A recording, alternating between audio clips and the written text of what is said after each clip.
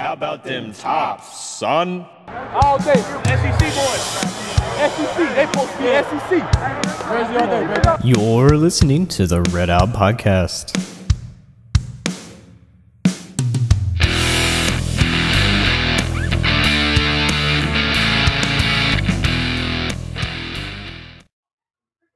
Hello and welcome into another Red Out Podcast. My name is Devin, and I am sorry we're a couple minutes late tonight, but we're going to try our best and bring you a good show.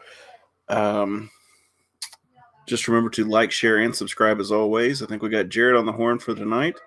How's it going, buddy? What's up? How are you, man? Can you hear me, Jared? Yeah, I can hear you. Okay. All right. Sorry. Yep. No, you're good. Sounds good. It's that Simpson County internet. How are you doing, buddy? I'm doing pretty good. Good. It's been an eventful week. There was there were two customers that got in a fight in the cafe at my work yesterday, so that was a lot of fun to witness. Really? Okay. Yeah. So we need some stories here. What happened here? So there's this one guy that I'm sure he has some mental problems. I hope he gets help. But he's come in almost every single day, really quiet guy. I think he's homeless or something like that, but yet he still spends a lot of money on Starbucks. But like yesterday, I mean, he came in and you see, we still have a face mask policy at Starbucks. It's lifted in Davidson County, but every Starbucks in America, if you go to one, they're going to tell you to wear a mask. That's just how it is. And so we tell this dude politely, hey, can you wear a mask? He's like, no. And then like the manager comes and is like, hey, can you please wear a mask? And he just absolutely loses it. Like he just starts cussing us out, talking about how we're like a communist company and we cause so much suffering to people. But one of our regulars, his name is James. He's this big, tough skater punk guy. And like he sees all this going on. And he's like, I think you need to leave, sir. And that's when he starts going off on him, and like the guy that James, he was the one that got in the altercation with him. Like he threw his stuff out of the store and threw him out of the store too after all that was going on. So oh my gosh, it was hilarious. But yeah, like they started fighting, and my goofy self, I'm still making drinks on bar like nothing is happening. I still got drive-through times. So nice. And it was recorded too. Like he actually recorded the whole thing, and it's been shared on Facebook a lot too. I think it has like 100,000 something views. But it's funny, you can still hear me making drinks while two people are literally fighting in the cafe. But I'm thankful he was there, James. I don't know what we would have done if we didn't have someone to just throw him out. So I was like, bro, listen, at least the next week or so, you can get whatever you want for free. I'll hook you up, bro. Okay, so that was a lot of fun. I did hear on the news they have a term for what you were talking about. Mm-hmm. Okay, it's called what is it, like COVID fatigue, where people are just getting tired of dealing with the constant wear a mask, do this, do that. The thing is that so are all of us. I mean, I am too, but that's still no reason for you to just completely go off on somebody, though. Completely agree. I was going to say the same thing. Like, I'm like, and I think what annoys me, I don't want to be a Karen, but like when I see somebody else, like I'm wearing a mask, I'm trying to do what I'm supposed to do, and I go into a store and I see somebody without one, and I'm just like, really? It's like, come on, people. Just, but I don't say anything. I just get my stuff, get out of the store, just go on with my life. So, yeah. So do you have any winners or losers? I have a loser this week. Yes, I do. This has been a very interesting time. For the first time in my sports fandom, I heard the Pacers and the Dolphins get talked about on SportsCenter in the same episode, which is completely unbelievable. Oh, my chest. So, you all right? Yeah, no. Exactly. The winner is definitely Tua. Like, a lot of people are kind of surprised that Flores is making the decision to put him in as the starting quarterback, but I think now is a good time. Fitzpatrick has done amazing. I do feel really sad for him because, I mean, he's done pretty solid, but the Dolphins are 3-3 right now. They actually have a shot at being first into the division, and now they have a bye week. They're going to have extra time for Tua to get first-team reps and get ready to play the Rams. So I think that it's weird. Like there's so many parallels between Miami and the Tops in so many ways. Like the Tops just made a quarterback change, and now here the Dolphins are making a quarterback change. So that just happens with every team I like, I guess. But it's interesting. I think Tua will do pretty solid. He played limited snaps against the Jets in a complete blowout, which the Dolphins have blown out like 2 or 3 teams this year, which is something I never thought I'd see. Is this his first or second year in the league? I can't remember. This is Tua's first. Okay, So okay. he's a rookie. Yeah, See, he's the 5th overall draft pick. I'm always hesitant to kind of put stock in first year, new guys, so to speak.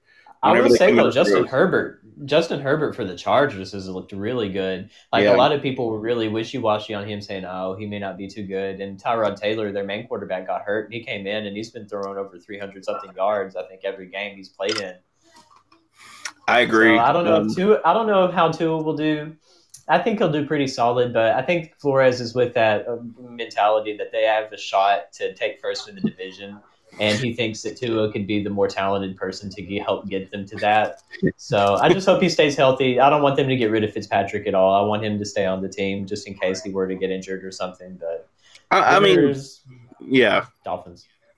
Yeah, completely agree. I don't see Fitzpatrick hanging around though. But my loser is my Packers. Sadly, losing to Tampa Bay. Oh yeah, that was pretty bad. I just, it's going to happen, and that's fine. But a pick six makes it worse. It's just like, ugh. But then another kind of, not really loser, but it's just kind of funny, is, gosh, I cannot think of his first name. Borals? What's his first name? You played LSU last year? Gosh, cannot think of his name. Him learning to slide in the NFL. Have you seen this on social media? It's the greatest thing ever. Gosh, what was his name? Was it the running back? No. He used to play quarterback. Oh, Joe Burrow? Oh, yeah, Joe Burrow. I don't know why I wanted to say Jason. But they're Joe Burrow trying to learn to slide to do the, got the first down slide. Yes. Oh, yeah. Him trying to learn to do that was the greatest thing to watch on social media. They had him mic'd up, and of course, like he does the slide or whatever. And I think it was the Ravens or somebody they were playing. Some guy walks up to him, and he's like, "You really suck at that." And he's like, "Well, I wasn't going to let you hit me again." He's like, "That really hurt." I was like, "Oh my gosh, that is hilarious." I love it when they have players and coaches mic'd up.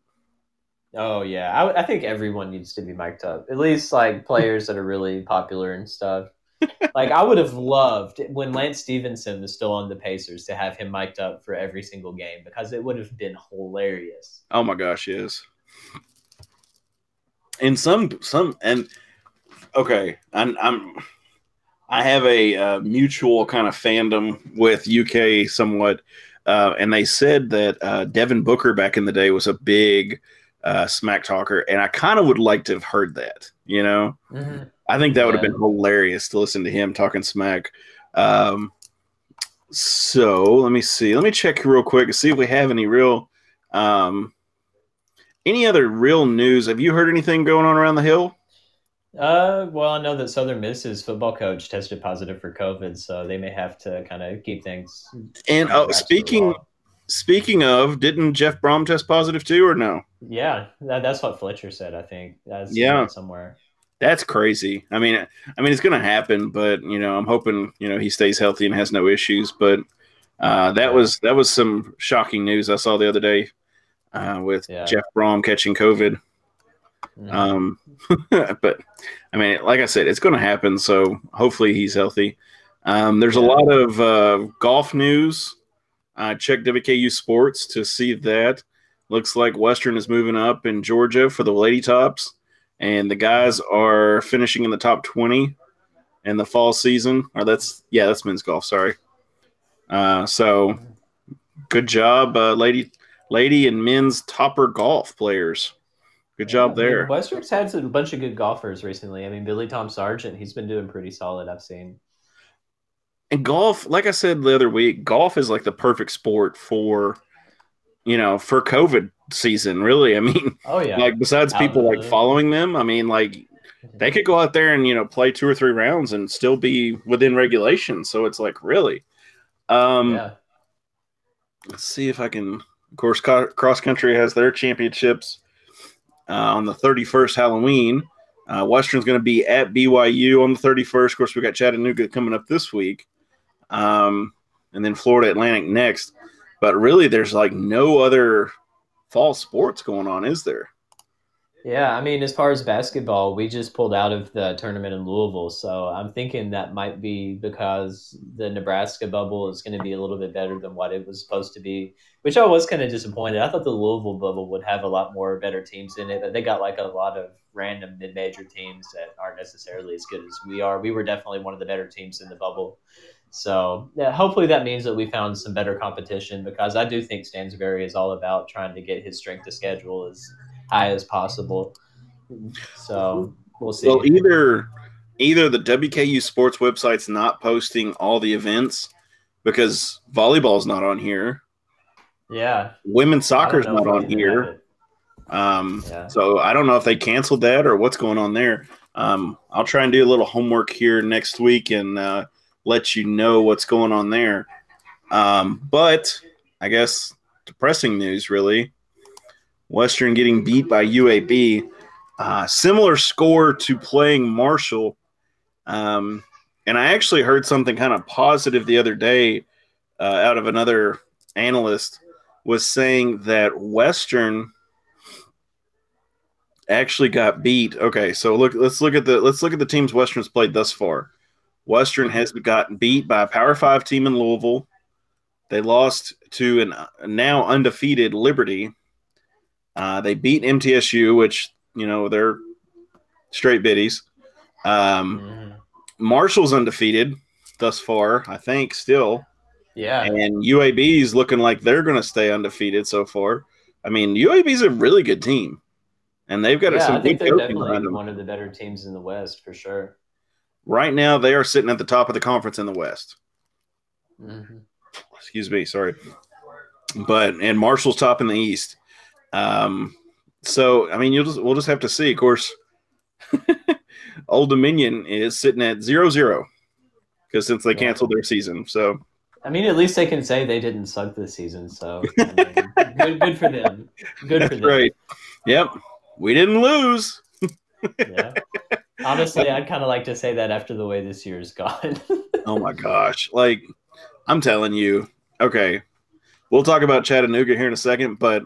Like, if we lose this week, I mean, I think next week we got to do BYU. But after that, can we just like get a doctor's note and say the whole team has COVID? Just be like, let's just write it off. Let's just cancel this. Let's not do it. It's all good. Due to the increasing amount of time that it's getting to playing FAU on our schedule, we just need to drop it and be like, we don't want to risk it. Exactly. They have the COVID. We don't want to get it from FAU. Just cancel the whole season. Is FAU just like a bunch of mouth breathers that cough on people all the time? I mean, that's just kind of how the feel of it is right now. They're just walking around and they're like, and you're like, really, guys? Yeah. The UAB game.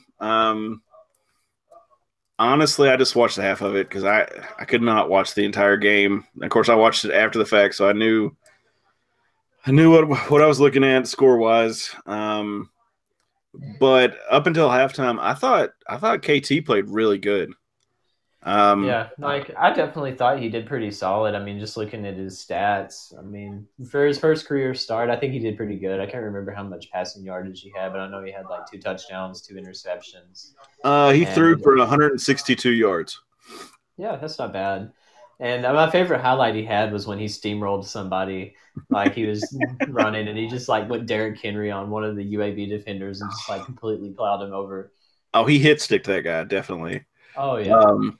But, okay, so the first quarter, they had an amazing drive that put Western up 7-3. I thought that was beautiful. That was the closest thing I've seen to having really, really, really solid offense in a long time. Oh, my gosh. Like all the gears were rolling. You could definitely see they were getting traction. But this is a team that I feel like, especially in this game and the last, momentum is a factor. Yeah. When they lose momentum or something goes against them, then it's very detrimental to their ego, and you can't play like that because I think what was it? Western ended up getting I want to say that Western got a fumble recovery or an interception right before their touchdown. Am I right in saying that? Yeah, something like that. And so that's flipped the momentum back for offense. Then they go down and score. Then, of course, the inverse happened to Western later on, and it was just like, you could just see the wind out of their sails. And it's like, you can't play like that, guys. You got to, you almost have to let that play go, move to the next play. But, it is what it is. It is 37-14. Western loses to the Blazers of Alabama Birmingham at Legion Field. But like I said, UAB lost to, was it Miami? Yeah. And that's a good Miami team. So I think the first half of the schedule was a gauntlet. What do you think? It's so conflicting because the schedule, yes, it has been tough, but at the same time, none of us can still figure out why this team is underperforming the way that they have this year. Like, we basically have the same defense, we have the same offense except for quarterback, but yet it just seems like receivers. Nothing is. Yeah. Well, I mean, we lost two of our best receivers to transfer too, which sucks, but it's just hard to figure out what is wrong. Yeah. So we lost three receivers. Yeah, but even still, I mean, this game, the UAB game, was different than the Marshall game because the Marshall game, we didn't show up in the first half at all and then had a little bit of hope in the second half. But the UAB game, we came out strong. That was when we scored all of our points was in the first half. And then in the second half, we just laid down and died for whatever reason. So, I mean, it's just really frustrating. I actually think that UAB's coaching staff kind of figured out what worked well against KT and against the offense. And after listening to Coach Helton's presser on, was that Monday, I guess, it kind of seems like maybe there was some kind of bumps and bruises with some of the O-line. So maybe, maybe there's a little bit of an injury there. I don't know. And I mean, it also could be that we're 1-4, and so the morale is kind of low. So little injuries kind of creep up, and you know what I'm saying? Like, little injuries turn into big injuries when you're really losing. But I'm hoping this week is going to be a nice get off some steam, beat the dog out of the Chattanooga.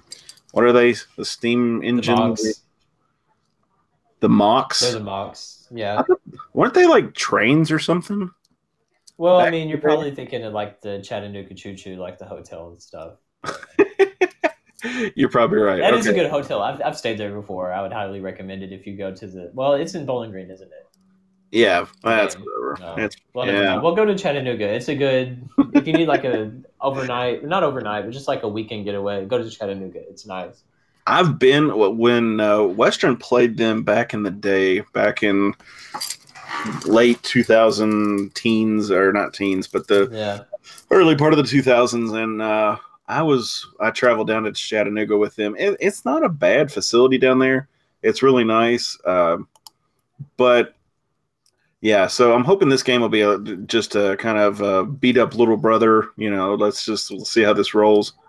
As Lee Corso would say, though, I would still have to say not so fast, because did you know, I don't know if you read the article Ross put up. He did the Q&A with one of the Chattanooga people. They actually lead the all-time series against us like 8-5. And also, we haven't beaten an FCS team in our own building in the past 2 years. Oh, my gosh. Why did you have to bring that up? Because, Devin, I still don't think I have enough confidence in this team to score more than 28 points right now. I don't. Because right now, we're favored 14 points. I think ESPN's giving us like 90% and 14-point favorites. Yeah. But I would still make it closer than that. I don't think it'll be a high-scoring game. I agree with that. I will completely agree with that. I don't think it's going to be a high-scoring game. And the bad thing is I don't have any stats on Chattanooga that I'm looking at right here. So, do you know why? Because they haven't played a single game this entire fall. Like the FCS, they were starting back in the spring. So this is literally the only game they're going to play probably this whole year. Oh my God! So they're going to be like over-prepared for us. They This have is all been they've been doing. practicing for months, and they have been looking at our footage since we have started playing. So, Oh my god! yeah. Oh, this makes this game even worse. Yeah, so we're the only team they have to prepare for. This is, oh my gosh. And so after this game, it's like, oh, well, we're done. We're done until spring. Oh my gosh. I can't believe they actually, well, I guess since Western couldn't play in the spring, they had to do it. Yeah. So, yeah, we're favored by 14. No idea on quarterback, no idea on receiver or running backs. I think, honestly, that there's a lot of things that I just, it's not clicking on offense. And what you were talking about is, things we're not understanding. The biggest question for me is defense. I cannot figure that out whatsoever. Yeah, I can't either. But I mean, we were all talking about how we were going to hold on to Clayton White and be like, oh, he's going to be gone in a few years. But now this year, I mean, I'm just like, daggum. I don't know what happened. I don't either. And it's just, it's baffling. I don't know what's going on with it. The worst part is offense, we got a new quarterback. We lost 3 wide receivers. We have an entire running back core, and we have the majority of our offensive line healthy and playing well. So it's like, what's the deal? Yeah. You've only got a few parts missing. But I think part of our problem is I don't think Piggy had the deep ball threat like some teams are kind of hesitant on. Mm-hmm. So where, like, let's say last year with Ty Story, he would have that deep ball threat. So your linebackers and secondary kind of were on their heels. I've said this before, I'm pretty sure.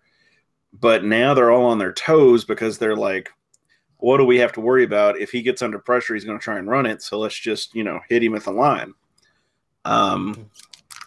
So maybe them not playing a game up until now is a good thing. Maybe it's not. I mean, well, I mean, that they're going to come out fired up because this is the only football they'll have until the spring. But at the same time, they also haven't played anyone except their own team in practice. So they haven't really gotten like the big hits from like a bigger team or anything like that they would like in game. So I think that helps our favor as well. And also, I mean, as far as conditioning, I don't know how conditioned they will be to play a full 60 minutes.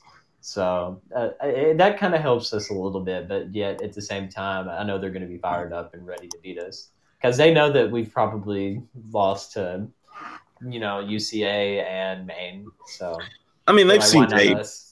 Yeah, they've seen tape on us. So, they're going to know what's going on, And I think as a coach, if you're going into Western, you're going to be like, this is a game we can win, guys. I mean, you just have to play smart. You just got to keep your level head. If I'm Chattanooga and I'm preparing for Western, I'm going to be blitzing. I'm going to be doing all kind of crazy stuff on defense to kind of throw the quarterback and everybody out of their usual groove. And I'm going to want my guys to come out fired up at the first snap of the ball. And if I was Western, I'd want to jump on UT Chattanooga early. Take advantage of their inexperience together because, the speed of another team is different than just playing against your guys. Yeah. I would the only like thing to... we can hope is that UT Chattanooga is as bad as UT Knoxville. Yes. We'll see. I don't know. But hopefully we break your streak and, we'll see how everything goes. Do you have a score prediction? Score prediction, I'm going to say 21-14. Western? Yeah, Western. What are you going to say? I think this is the only winnable game on our schedule except for FIU. So, it's so depressing. I'll give them this one. I'll say 21-17 tops. So you're saying 21-17? Yeah, Western. Okay. So the Citadel has been playing, or I guess. Mm-hmm. I don't know how this – okay, let me look this up because I got to see this. I was just looking through their – okay. I am so confused about this. Okay. So, just looking at the conference for Chattanooga, they got Chattanooga, East Tennessee State, Furman, Samford, VMI, Western Carolina, Wofford, Mercer, and then the Citadel. The Citadel has played 4 games. They played South Florida. Of course, I don't have any dates, so I don't know. They played number 1 Clemson, EKU, and Army. When the heck did they play these teams? I know they played Clemson a few weeks ago, and that was an absolute rout. Yeah, it was. Okay, so Citadel played on the 12th. They played USF, and yeah, so they're 0-4. I was sitting here and I was like, how are they 0-4? Did they have to surrender? Forfeit games, but I guess not. So yeah, Western is fighting for Western's fighting for basically third in Conference USA East. Our closest rival is Charlotte. I'm hoping we can get past Charlotte and see how that goes. Let me see. I honestly don't have a lot as far as Chattanooga stats go, but because they don't have any. Yeah. As far as the back half of the season, how are you thinking things are going to roll out? Obviously, I'm hoping we're going to win this week. Next week, we're going to get thumped. Yeah, I don't know. I don't know what the address is for BYU Stadium. I kind of hope it's Elm Street. That way, it can be like the Nightmare on Elm Street. That's what it's really going to be.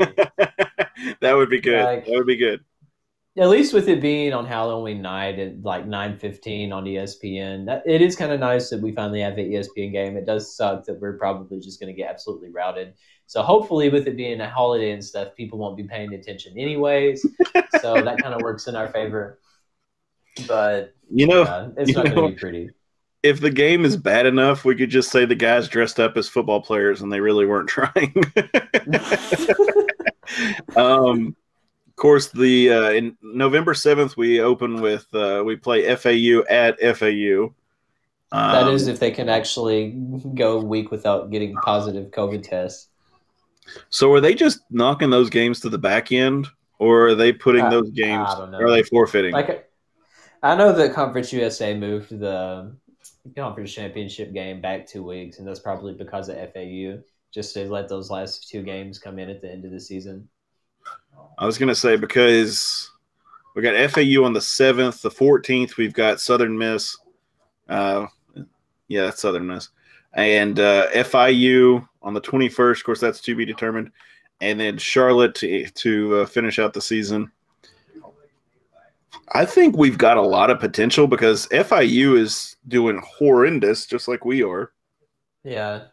I don't think they've played MTSU yet, though. No, I think they did. Yes, they did. I can't remember. They played them on the 10th.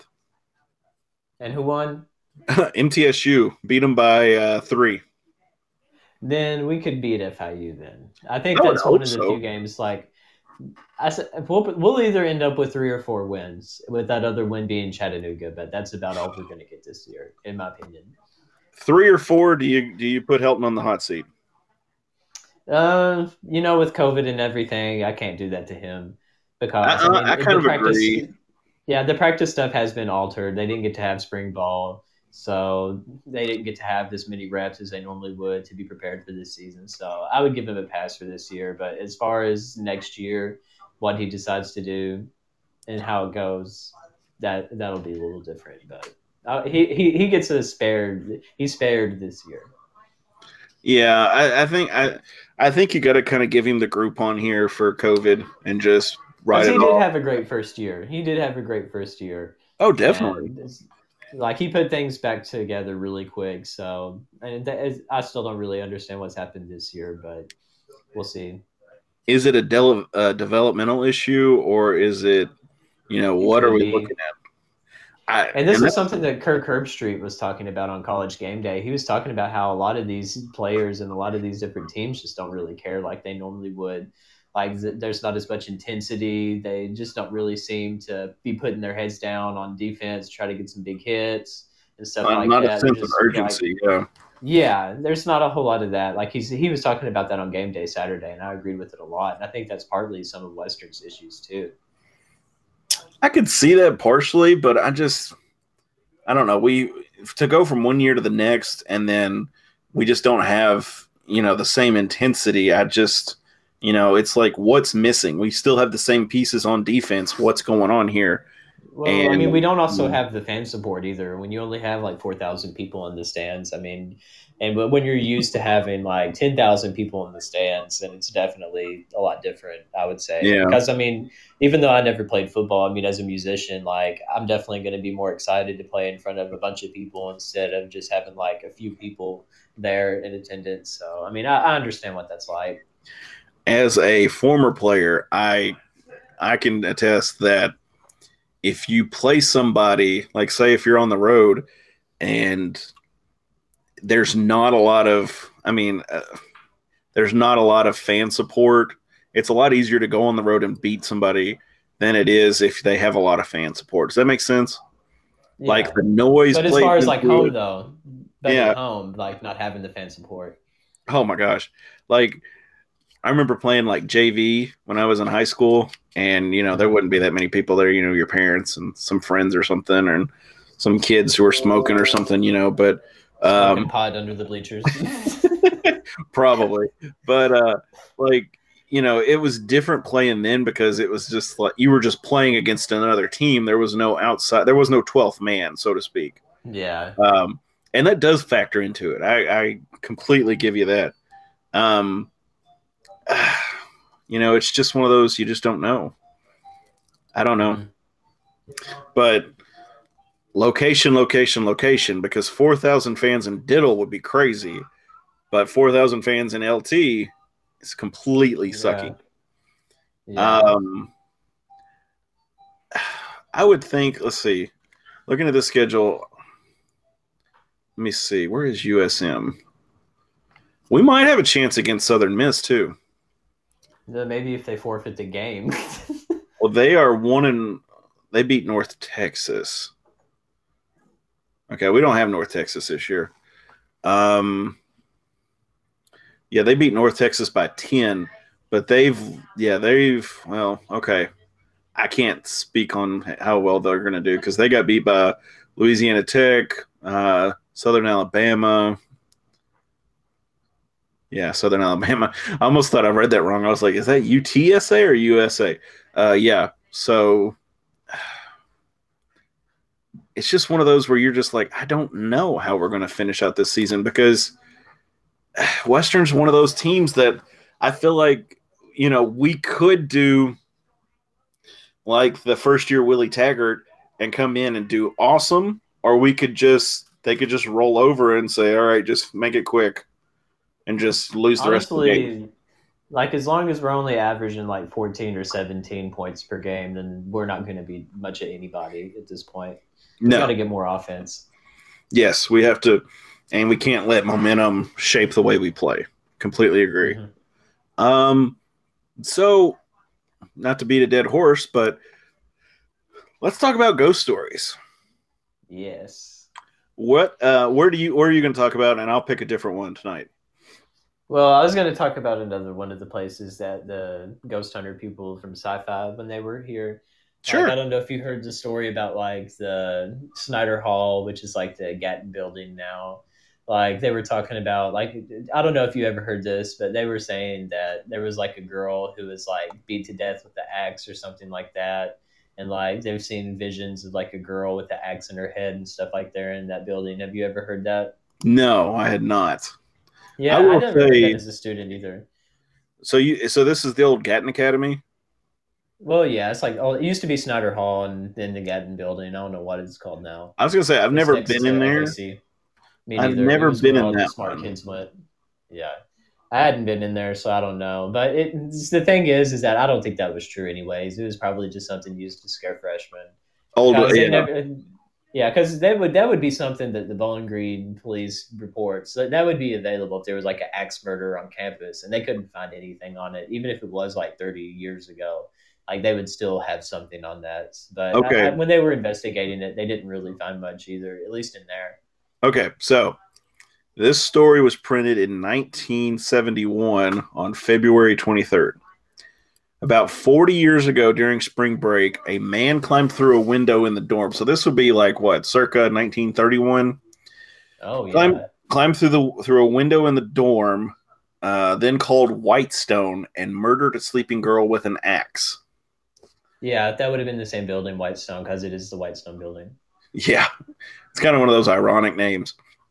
The girl managed enough strength to scratch the door of another girl who was too terrified to answer it. When the second girl opened the door the next morning, she discovered the girl with the axe embedded in her head. Legend says that the dead girl's ghost now wanders the hallway, scratching on doors. Some residents said they have experienced mysterious door slammings, footsteps, and unlocked doors that lock them inside the bathroom. So apparently it was a lunatic. Well, if it was in the 30s, I could understand how that could be lost. Like history that far back, that's kind of hard to get access to. So that's a little more understandable. Yeah. And there's another story. Just check out, just go to Google and type in WKU ghost stories and pull up Florence Schneider Hall. So have I talked about PFT yet? Or did we talk about it last week? Just briefly, but not like in depth.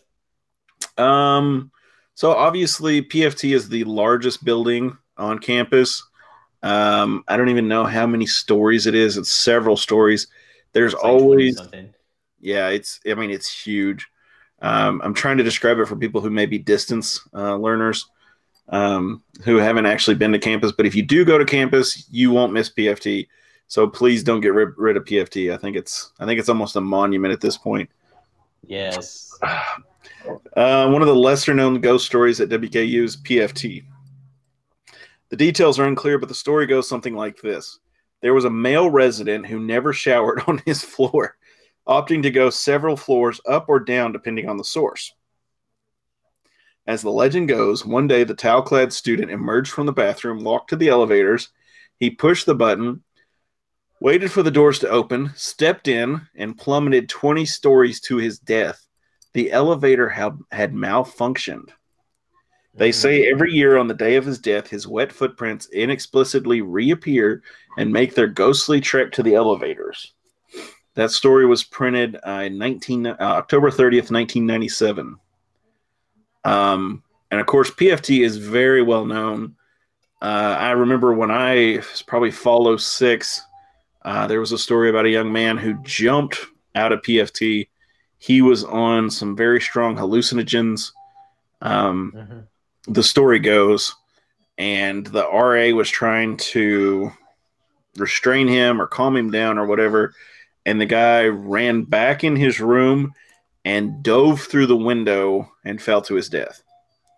Not a suicide, obviously, but it was just a crazy thing that happened. But again, for those of you who may be having issues, if you're going to Western or anything like that, and you need somebody to talk to, reach out, say something. Don't feel embarrassed. You know, it's sometimes college can be a lonely place for you. And you do have friends no matter what you think. People care about you, and you are important. You're more important dead alive than the other way. Sorry about that. But seriously, there are places to call and everything like that. So definitely reach out. So Western is playing. We got Chattanooga this week, BYU next week on Halloween, and that game is late, dude. Yeah, I know. 10:15. Yeah, 9:15 Central, 10:15 my time. Yeah, I'm probably not going to see that. Yeah, I don't think I would watch it.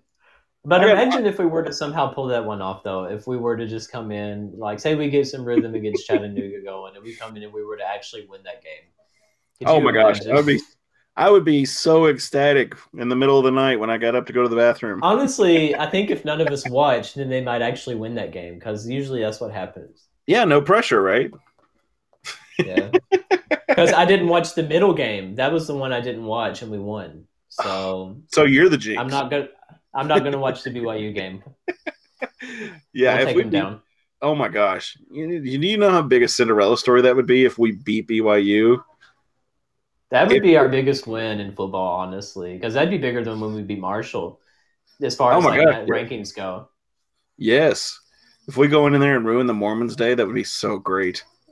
That would be beautiful. So the game this weekend, we're playing UT Chattanooga. That's on ESPN3. The game starts at 4 p.m. Eastern, 3 p.m. Central Time. And that is going to be at LT Smith, correct? Yes. That's going to be at Houchins LT Smith Stadium. If you are lucky enough to get into the game, I hope you enjoy yourself. Follow the rules that they've laid out. Don't be out of compliance just because you're burnt out on it. We all are burnt out. We're all tired of listening to it. I guarantee you, if you throw a fit, someone will be recording it, and then you'll be on the internet, and then you look like an idiot. So don't you'll be a Karen. Is there a male equivalent to Karens? Is it a Kyle? Chad. Chad, that'll or work too. Kyle. Yeah. No offense to any Chad or Kyles that listen. Yeah, it's just a nickname. It's not really just because of you, unless you are like that, and then it is because of you. But yeah, check out the game this weekend. We'll be back next week to talk BYU and kind of set up and see how everything's going. Yep, the Storm and Mormons. And then we'll talk about the COVID game the week after that, okay? But I know it's kind of a short show tonight, but I hope you all enjoyed the show. And as always, guys, go Tops. Go Tops.